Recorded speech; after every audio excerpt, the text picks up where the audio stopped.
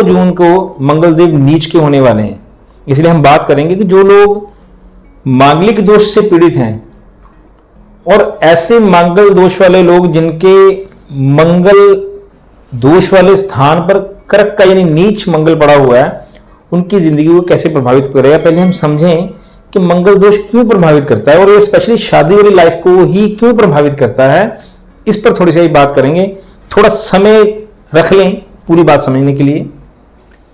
जन्म कुंडली का ये पहला घर होता है, ये चौथा होता है, ये 7वां होता है, ये 8वां होता है और ये 12वां होता है। मैंने आज इस पर कोई नंबर कोई राशि नहीं डाली, बस आप ये समझ लें कि ये ऐसे 5 घर होते हैं। जब मंगल यहां बैठ जाए तो मांगलिक दोष का निर्माण करता है। वो इसलिए करता है क्योंकि ये 5 घर घूम घुमा के ले देकर 7वें घर से संबंध बना लेते हैं और 7वां घर शादी का होता है।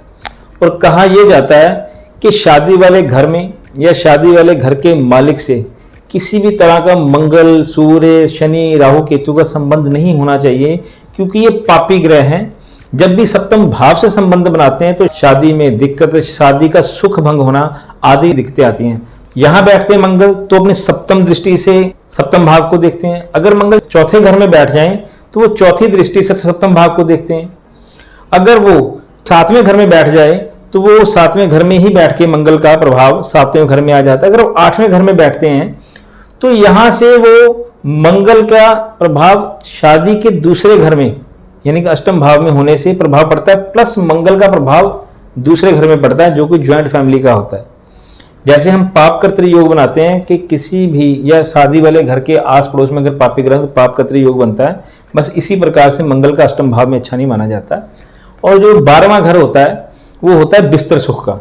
तो शादी का जो सीधा सीधा संबंध होता है वो बिस्तर सुख से होता है, इसलिए इसे इस घर में भी बुरा मानते हैं। अब बात करते हैं कि जिनका लगन में मंगल पड़ा है नीच का और 2 जून को मंगलदेव नीच के होने वाले, वो मांगलिक दोष वालों को क्या प्रभाव होगा। दर्शकों, जिनकी भी जन्म कुंडली प्रथम भाव में नीच के मंगल बैठे हैं और मंगल दोष पहले से बना हुआ, उन दिनों में आकर के 2 जून से 20 जुलाई के बीच में या इसके थोड़ा सा आगे पीछे तक भी आपको चोट, दुर्घटना, एक्सीडेंट हो सकता है। सिर पर चोट लगना, सिर के ऑपरेशन होना, कहीं ना कहीं आपका क्रोध बढ़ जाना जिसके कारण आप कोई लड़ाई झगड़ा कर बैठो, कोई ना कोई आपका कोर्ट कचहरी का या पुलिस थाने का केस खुल जाए। इसलिए ऐसे जातकों को इसमें बचना चाहिए। स्पेशली जो फीमेल्स हैं वो कलह से बचें, क्योंकि किसी भी हालत में फीमेल्स को अपना घर संभालना चाहिए। अगर ये 1.5 महीना थोड़ा सा अच्छा लेके चलते हैं तो डबल मांगलिक, डबल मंगल दोष, डबल नीच का मंगल आपको गंदा रिजल्ट नहीं देगा।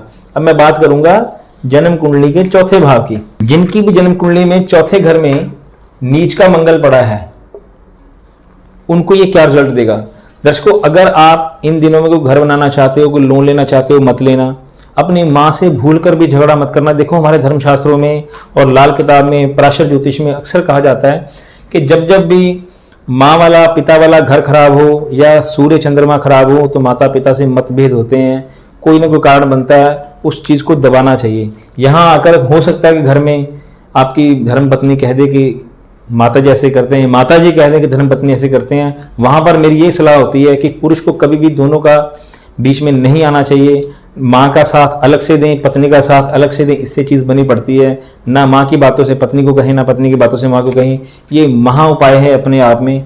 ये ज्योतिष शास्त्र में इससे उपाय कुछ नहीं होता। इसलिए अपनी बुद्धि को काबू में करना होता है, क्योंकि मंगल बुद्धि को ही हर लेते हैं।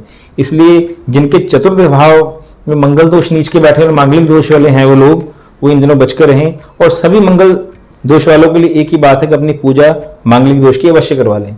जिनके सप्तम भाव में कर्क के मंगल यानी नीच राशि मंगल ऑलरेडी बैठे हुए हैं, अब 2 जून से 20 जुलाई के अंदर ये ध्यान रखना कि आपकी भी मैरिड लाइफ में कहीं ना कहीं इन्फेक्शन। दर्शकों, एक मैं आपको और बात बताना चाहता हूँ। मंगल दोष में सदैव ये नहीं होता कि आपका तलाक हो जाए या आपका पत्नी या पति से झगड़ा हो जाए। नहीं, ये पति वाला घर है। अगर ये फीमेल की कुंडली होगी तो पति वाला घर है, अगर ये मेल की कुंडली होगी तो पत्नी वाला घर है। कई बार पति या पत्नी में से कोई क्रिटिकल स्टेज में चला जाता है, कोई बीमार हो जाता है, किसी को चोट लग जाती है, किसी को छोटी सी बीमारी होती है, उग्र हो जाती है।